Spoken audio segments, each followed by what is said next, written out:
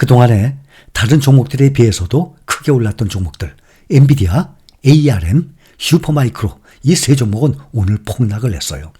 엔비디아가 10% 떨어졌고 ARM이 17%, 또 엔비디아 칩을 탑재하면서 AI 열풍과 함께 주목을 받아왔던 미국 서버 업체 슈퍼마이크로는 23% 이상 폭락을 했습니다. 슈퍼마이크로 컴퓨터 주가는 지난달 13일 1188달러까지 치솟았는데 오늘 종가가 713달러예요. 한 달 만에 40%나 폭락했습니다. 그래도 오늘 폭락에도 이 기업 주가 올해에만 150% 이상 상승을 했습니다. 이 정도 수익률이라면 아무데도 따라오지 못할 정도예요. 근데 이렇게 수익만 보고 무조건 들어갔다가 이 종목들이 폭등을 하다시피 하면서 뉴스에 오르내리니까 이 종목들을 알게 되는 겁니다. 거의 대부분의 사람들이. 평상시에는 주가가 오르기 전에는 그 종목을 몰라요. 또 알아도 신경을 안 써요. 주가가 떨어져 있을 때, 오르지 않을 때는 그 종목 찬밥이에요. 사람들이 신경을 안 쓰거든요. 그런데 폭등을 하면서 뉴스에 오르내리니까 뒤늦게 투자에 들어가요. 대부분 개인 투자자들이 그렇습니다. 항상 주가가 많이 오른 꼭지에 들어갔다가 수익을 내지 못하는 경우가 비일비재합니다.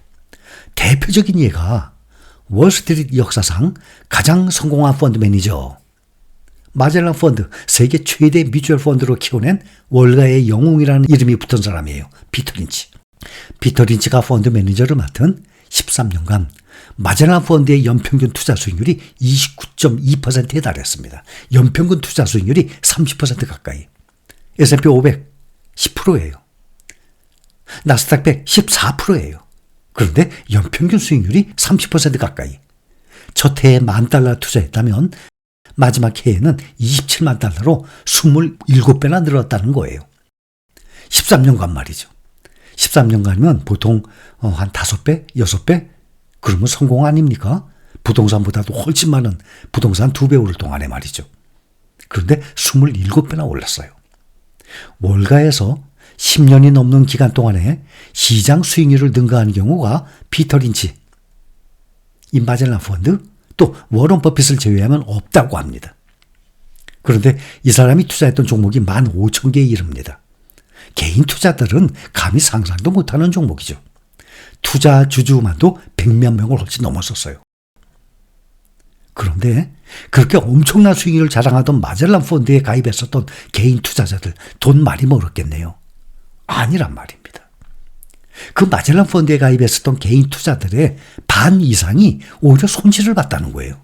그리고 그 펀드를 떠났다고 합니다. 아니, 역대급으로 역사적으로 이렇게 수익률이 높았던 펀드가 없었는데 거기에 투자했던 사람들이 어떻게 손해를 봤죠? 반 이상이. 그것도. 그렇게 높은 수익률의 결과를 누리지 못한 이유가 주가가 하락할 때 기다리질 못해요. 그리고 팔아버려요.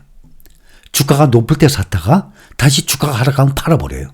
비싸게 사서 싸게 파는데 그런 투자 스타일로 어떻게 돈을 벌겠습니까? 그것은 우리나라 개인 투자자뿐만 아니라 미국도 마찬가지고 전 세계의 개인 투자자들의 대표적인 성향이에요.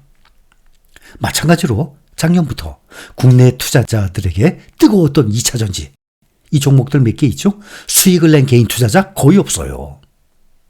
오히려 주가가 몇 배가 올랐다, 몇 %의 수익률이 났다 라는 뉴스들로 시끄러울 때 뒤늦게 들어가게 됩니다. 근데 지금은 대부분의 주가들이 반토막 이상이 났어요. 수익보다는 손실을 본 투자자들이 대부분인 경우와 같은 상황인 것입니다. 다시 엔비디아 보면 이스라엘의 이란 공격 소식이 들려왔음에도 장 초반에는 1% 정도 하락했어요. 비교적 선방을 했는데 시간이 갈수록 매도세가 거세지면서 하락폭이 점점 커져서 10%까지 떨어진 것입니다. 주가 하락은 미국 증시의 전반적인 하락세가 영향을 미쳤는데 올해 기준금리 인하가 늦어질 것이라는 이 분석과 중동의 분쟁이 원인이었습니다. 여기에 세계 최대 파운드리 업체죠. 대만의 TSMC가 올해 파운드리 시장 성장률 전망치를 20%에서 10%로 하향 조정한 점도 타격을 줬습니다. 전 세계 AI 칩 시장의 80%를 장악하고 있는 엔비디아, 독보적인 기업이죠. 자체 설계한 AI 칩을 대만의 TSMC가 거의 다 만들어내고 있습니다. 앞서 그 하루 전에는 세계적인 반도체 장비 업체죠. 네덜란드 ASML의 1분기 매출과 수주액이 모두 예상보다 부진해서 반도체 시장의 우려를 낳기도 했습니다. 엔비디아 주가가 급락을 하면서 필라델피아 반도체 지수 오늘 4.12% 크게 떨어졌습니다. 인공지능의 칩 선두주자 엔비디아 주가가 오늘 10% 폭락을 해서 시가총액도 2조 달러 아래로 떨어졌습니다. 엔비디아는 시가총액 2조 달러 선이 무너지면서 시총 3위를 다시 구글에 내줬습니다. 마이크로소프트, 애플, 그 다음 엔비디아인데 엔비디아가 좀 떨어지고 다시 구글하고 바뀌었어요. 알파벳이 현재 1조 9,300억 달러예요. 조금 있으면 2조 넘어가겠죠? 엔비디아도 다시 2조 넘어갑니다. 근데 엔비디아는 1조 8,800억 달러. 그러니 알파벳 1조 9,300억, 엔비디아 1조 8,800억 달러예요.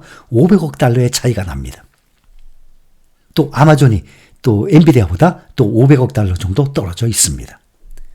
시가총액 1위에 올라섰던 마이크로소프트도 지금 3조 달러 아래로 내려와서 현재 2조 9,700억 달러예요. 3조 달러에서 300억 달러가 모자릅니다. 그러나 마이크로소프트, 애플 다시 3조 달러 넘어갈 것이고 구글, 알파벳과 엔비디아 다시 2조 달러 넘어갈 것입니다. 종가 기준 최고가였던 지난달 25일 날 950달러까지 올라갔습니다. 엔비디아 그거 대비 지금 25% 떨어졌어요. 올해 2월 21일 674달러 이후 지금 최저치를 기록하고 있습니다. 오늘 하루에만 2150억 달러, 약 300조 원 가까이 증발한 셈입니다. 300조 원 하루에. 오늘 하루에만 10%의 폭락을 했는데도 불구하고 엔비디아의 주가는 올해 들어서 현재 58% 상승으로 빅테크주들 중에서 주가 상승폭이 가장 높습니다. 그런데 이름도 몰랐던 슈퍼마이크로 컴퓨터는 지금 150%예요. 오늘 폭락을 했는데도 불구하고 세계를 이끌고 가는 엔비디아보다도 3배 가까이 올랐어요. 그래서 어떤 종목이든 간에 주가가 오르기 전에는 찬밥이에요. 사람들이 거들떠보지도 않아요. 그러나 주가가 몇 배로 오르고 난다면 뉴스에 나오기 시작하면 그 이름을 알게 돼요. 그러게 되면 사람들이 뒤늦게 그 종목을 따라서 들어가게 됩니다. 그래서 항상 꼭지에 샀다가 주가가 이렇게 조정을 받게 되면 큰 손실을 보게 되는 것이죠. 그래서 말씀을 드리지만 개별 종목보다는 안전하게 시장 전체에 투자하는 ETF가 가장 바람직하다고 말씀을 드리는 것입니다. 그리고 돈이 있으면 한꺼번에 매수해요. 그것을 주가가 떨어져도 흔들지 않겠다라는 그런 마음가짐이라 몰라도 그래서 분할 매수를 또 말씀을 드리는 것입니다. 오늘 엔비디아가 이렇게 떨어졌으면서 모든 종목들이 많이 떨어졌습니다. AMD도 5.44%나 떨어지고 브로드컴도 4.31%, 또 메모리 반도체죠. 마이크론도 4.61%, 다른 반도체 종목들도 낙폭이 컸습니다. 월가에서는 기준금리 인하 시기가 점점 지연되고 있습니다. 연초에는 그랬죠. 3월, 4월부터 인하될 거 생각했다가 이제 6월부터 인하될 거 생각했다가 금리가 말이죠. 이제는 6월 이후로 넘어가고 오히려 금리 인하가 아니라 금리 인상을 지금 얘기가 나오고 있는 상황이에요. 월가에서는 기준금리 인하 시기가 지연되고 있고 투자자들이 그동안 가파르게 오른 AI 칩 관련 특히 반도체 이 주식의 차익 실현에 나서고 있는 것 아니냐라는 분석이 나옵니다. 그러니 지금 조정받는 동안에 S&P 500에 비해서 필라델피아 반도체가 3배 이상 더 떨어진 것입니다. 반도체 부분 전반에서 지금 주가에 되돌림이 나타나고 있습니다. 지난주, 이번부터 이런 상황이 점점 가속화되고 있는 상황이에요. 올해 들어서 1분기 1, 2, 3월 3개월 동안 마감하고 난 뒤에 봤더니 S&P 500과 나스닥 지수가 11% 올랐습니다. 보통 연평균 수익률이죠. 1년 동안에 오르는 11%가 1분기 단 3개월 동안 올랐어요. 정말 급하게 올랐죠. 그렇게 S&P 500과 나스닥 지수가 11% 오르는 동안 필라델피아 반도체 지수는 얼마큼 올랐죠? 딱 2배 올랐어요. 22% 이상 상승을 해왔습니다. 1년 내내 22% 상승이라면 성공적인 건데 이것도 1분기 동안 말이죠. 그래서 산이 높으면 골이 깊어요. 골이 깊으면 산이 높다는 말이 나오는 것입니다.